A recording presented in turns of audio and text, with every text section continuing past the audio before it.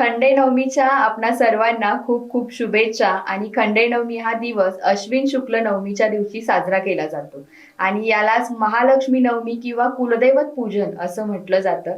आजच्या दिवशी अनेक ऋतुजन्य भाज्या ह्या एकत्रित मिश्रण करून त्या आहारात घेतल्या जातात. तर आयुर्वेद सांगतो की षड्रस म्हणजे गोड, आंबट, तिखट, कडू, तुरट आणि खारट या रसांचं एकत्रित मिश्रण जर आपण घेतलं तर ते संतुलित मिश्रण शरीराला मिळालं तर ते पोषक असतं.